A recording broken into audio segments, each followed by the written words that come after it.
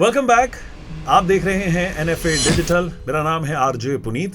लेकर आ गया हूं लाइव म्यूजिकल कहानियों का मंच।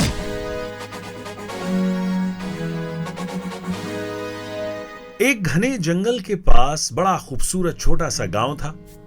उस गांव के लोग बड़े मिलनसार थे और उस गांव का नाम था सुकूनपुर।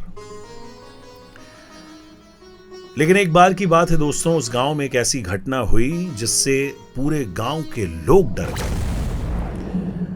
गांव के आसपास जो जंगल था वहां पे अलग अलग प्रकार के जानवर रहते थे और अक्सर गांव के लोग वहां पे शिकार करने के लिए जाते थे। एक बार की बात है कि गांव के मुखिया रामू काका उस जंगल के पास से गुजर रहे थे। तभी उन्होंने एक भयानक सी चीख सुनी।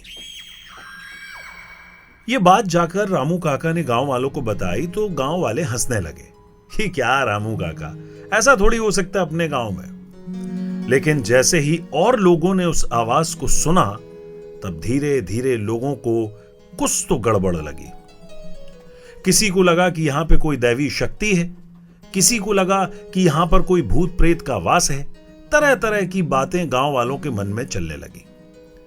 लेकिन रामू काका ने प्रण किया कि गांव वालों के साथ मिलकर इस रहस्य का पता जरूर करूंगा।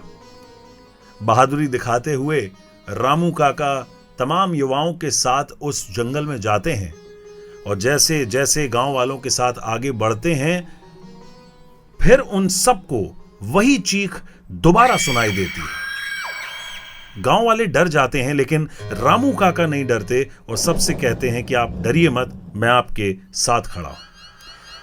जैसे ही आगे बढ़ते हैं तो देखते हैं कि एक पेड़ पर बहुत मोटा लंबा अजगर लिपटा हुआ है और उस अजगर के पेट में एक नुकीला बाण चुभा हुआ है, जिस बाण की वजह से वो अजगर रो रहा था, कराह रहा था।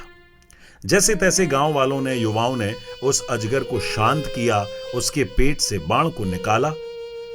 तब उस अजगर ने सांस में सांस ली और उसे राहत की सांस मिली। इस घटना के बाद रामू काका की बहादुरी को सबने सैल्यूट किया। रामू काका की इस बहादुरी को देखकर गांव में चर्चा होने लगी कि हमें जिंदगी में डरना नहीं चाहिए।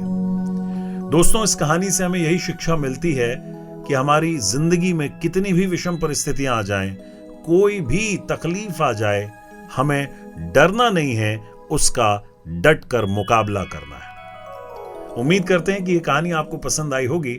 ऐसी ही खूबसूरत कहानियां देखने के लिए आप देखते रहें एनएफए डिजिटल। मैं हूं आपके साथ आरजे पुनीत।